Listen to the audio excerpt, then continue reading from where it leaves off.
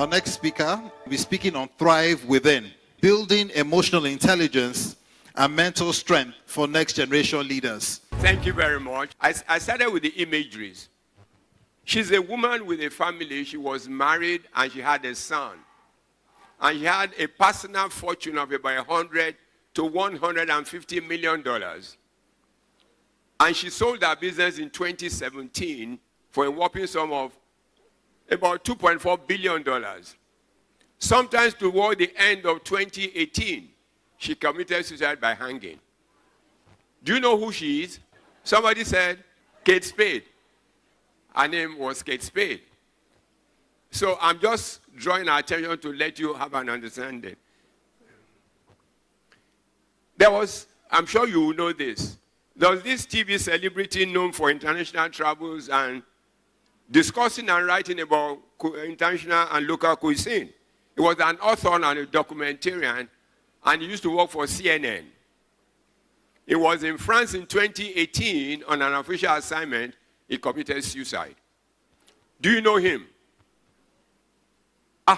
Young people should know this man. Anthony Bourdain. You remember him? Oh, you don't watch CNN, you watch... what is this thing that they don't wear clothes?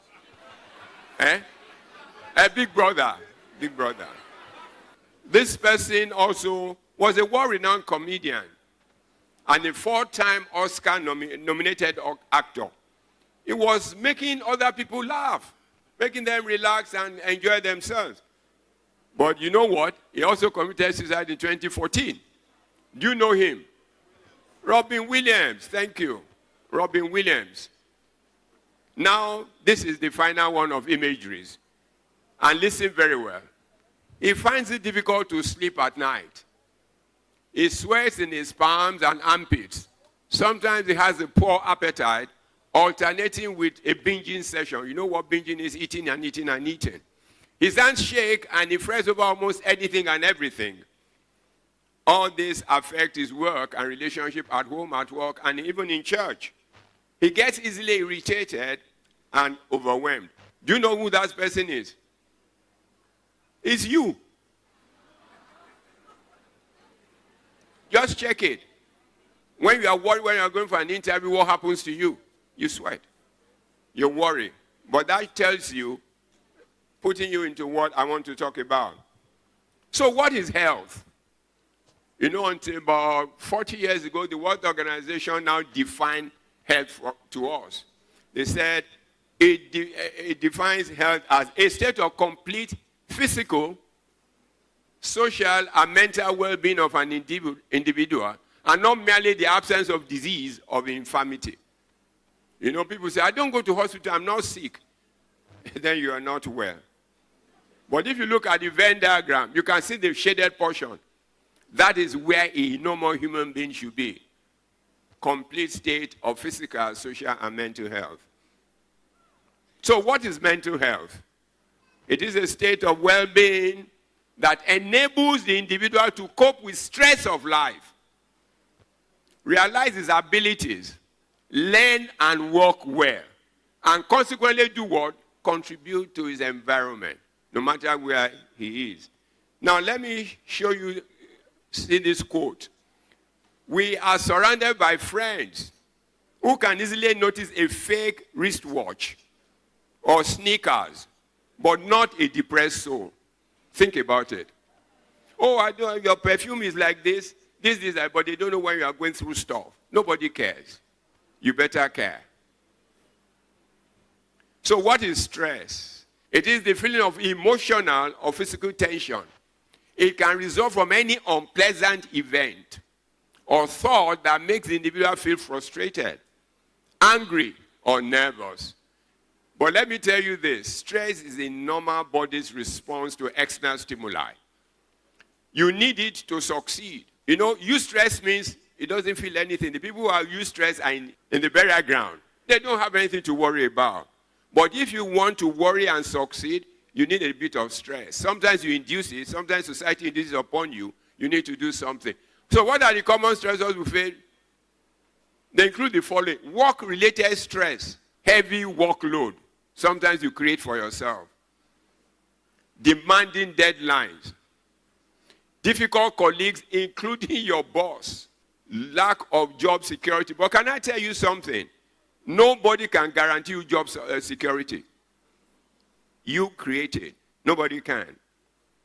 Promotion beyond capability. Some people sometimes are promoted, but they cannot work. I know I do remember when I was in Cadbury, I was a medical director, then they moved me to HR. Come and see as I was sweating. I've never done HR in my life, but you know what they said to me? They said, look, you have to go and learn. So I had to learn a lot of new stuff to be able to survive. I guess I survived a bit. Yeah, I did. Financial problems, particularly in today's Nigeria. You never have enough money for anything. Is it not true? The things you used to buy for 10 naira or 10,000 is now 25,000. And your salary has not gone up anywhere. Payment of bills, debt. We all have a bit of debt. Not having enough to cover expenses. Relationship issues. Young people, relationship issues. Family conflict. Difficult marriage or even relationship. Divorce. Loss of a partner. Childlessness. If you see a woman that is childless in the Nigerian society, you must know that she doesn't sleep. Because everybody will be reminding her that she doesn't have a child. And they will be telling other people how other people have children. Health concerns. Dealing with a chronic disease. Have you seen someone who has sickle cell disease? Then you will know what they go through. The society does not understand sickle cell disease. But they blame the child. Why are you always falling sick? But the sick got it from the father and the mother. But they don't take responsibility for the condition. Incapacitation. I think people was talking about friends here who have a bit of, I won't call it disability, but not like us, but doesn't limit their ability to do anything. So I hope they know that, and I hope the society, don't worry about society, they never will give you a chance, but you must seize the moment. Caring for a sick relative or partner. Other stresses, relocation, changing jobs. When you change jobs, you know there's a bit of stress associated with either you need to move or something. Getting married. You know how you prepare when you want to get married. When your parents say they'll go and get a hall that costs 15 million, when they should give you the 15 million to settle down. Having a baby. Traffic in Lagos. You know it. The mistake of saying traffic is a problem shows a bit of indiscipline. If you have an appointment for 11 and you are leaving home at 10, do you own Lagos roads? No, you don't. Then you give allowance, go and sit in that office and take the AC before you see whoever. And most men and women, they can't even handle domestic chores at home. Some of the coping mechanisms you need for this, I just want to share with you. Lifestyle adjustment, relaxation techniques, seeking support when needed. So what are the lifetime? Because you need to understand this. Maybe I should speak to it. Prioritize sleep. Prioritize sleep. Many of our young people today hardly sleep. They'll be on the phone or the laptop or whatever till about 4 a.m. and you want to resume work at 8. What kind of productivity do you want to have? You must prioritize your sleep because without sleep you can't get your body back in shape. Eat balanced diet. Things that give nutrition to your body. Morning, afternoon, and night. Exercise regularly. Relaxation, deep breathing exercises, meditation, yoga. See the quote I'm ending with on that page. By St. Francis of Assisi, God grant me the serenity to accept the things I cannot change, courage to change the things that I can, and wisdom to know the difference. Depression is a constant and persistent feeling of sadness and loss of interest, which stops the individual. Depression comes when it's prolonged, over 48 hours to 2 weeks and thereabout.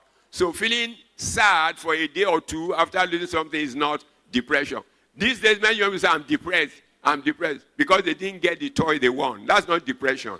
Addiction is triggered by the things you like. Addiction is now seen as a chronic brain disease, not a moral failure, not poor self-will or thereabout. It can involve substances like drugs or alcohol, or behaviors like gambling, pornography, and social media. These are steps leading to addiction. Initial abuse, you take it first time, two things can happen. Either you like it or you don't like it.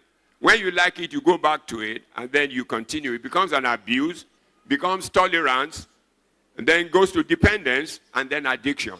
Addiction is the final stage. But let me also say, first time you can get addicted, particularly with something like heroin. If you take heroin one time, you can get addicted. I've chosen to deal with the following addiction, which are behavioral and the use of pornography. We all know what pornography is, so let me not spend time. But that's what a lot of young people do today. Sit on the internet and then begin to involve themselves in pornography. Gambling. I see gambling a lot, and it's usually associated with drug use. When people gamble, they make a lot of money, and then they begin to use it on drugs. People will bet to get benefits. And you know the interesting thing? You will win, but thereafter you will lose. Social media. Social media today is a danger to everyone. In a family, you see the father using the phone, the mother using the phone, the child in the room using the phone. And there is no connectivity anymore. It's taking away our privacy and our connectivity. Can we play this video, please? Every substance is made for a reason. Say no to this particular one. A new highly addictive substance threatening the youth. It is stronger than tramadol, causing irreversible damage to the brain, heart, and organs. Seizures, psychosis, and hallucinations are just the beginning. It can lead to respiratory failure, heart problems, strokes, liver, and kidney damage. That's not all. It can drain your resources and leave you bankrupt. It gives you social isolation, mental health problems, depression, anxiety, suicidal thoughts. It is crime and violence. It is time for us to take a stand. Let's educate ourselves, our families, and our communities about the dangers of this. We must be concerned about the well-being of our youth. To those who are profiting from selling red, I ask, what is the value of a human life? Is it worth the money you're making? Let's call it what it is, wickedness. Let's join forces to protect our youth and our communities, saying no to red. Hidden wounds of addiction, childhood trauma. Some of these things are the things you don't take cognizance of. Domestic abuse, peer pressure, mental health struggles. And this is very important for me, and I'd like us to take cognizance. In the psychological makeup of the human person, there are three components. The first one is called ID. It is genetic. There's nothing you can do about it. It's what you get from your parents. The color of your skin, the color of your eyes, and so on and so forth. The next one is ego. When I say ego, I don't mean pride or arrogance, but I mean the essence of the human person. Who are you? What is your impact? Why am I here? Why did God put me here at this point in time? And that is a very critical point, and it's determined only by yourself. You are the only one who can determine it. The next one is superego. You know, the superego is external. It's supposed to be protective and also to help the ego. But the danger is it sometimes destroys the ego. When a father says to his son, go and read medicine when the boy is good in fine art, and the boy will struggle all the days of his life. It is so important that you determine for yourself who you are and what you want to be and the way you want to travel. People don't have to like it. They don't have to believe in you, but believe in yourself and deliver on what you believe. And I tell you, if you do this, and I say to young people, please do not run away from discussing. Sit with your parents, tell them even if they don't like it, they need to listen. Sometimes they pretend not to like it, but in the night they will think about it. So it's important for us to deal with that, the ego.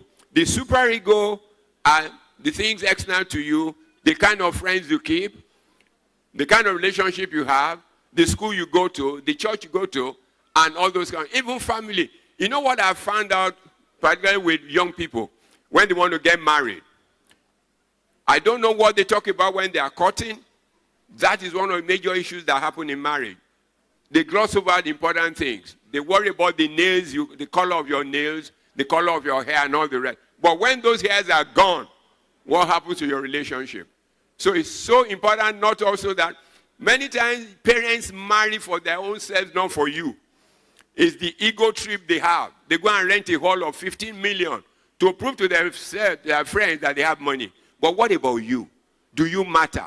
Do they ask you what you want? It's so important that you fight for what you want. Sit down with your parents and do. Let me give you an example and then I'll end. When I was in Cadbury, a young lady came to me from Unigar. She was serving. She had passed. The father said, look, you didn't do well. I have to send to South Africa to read pharmacy. But the guy didn't want to read pharmacy. She wanted to read HR. So I said, go talk to her. They said, he won't listen. I said, no, you didn't tell him well. I want the young people to listen to this. He said, oh, so I sat her there and said, why do you want to read HR? List the reason for me, the pros and cons. And she did. I said, go tell your dad the same thing. You know what happened the next time she saw me? She almost fell me down. She jumped on me and said, I'm going to read HR. I said, how did you do it? I told my father. I don't know what to tell your father. You say, old school, they won't listen. They will listen. If you convince them, they know that you know what you want to do and the way you want to go, they will do it. I thank you very much for the time given me. Thank you.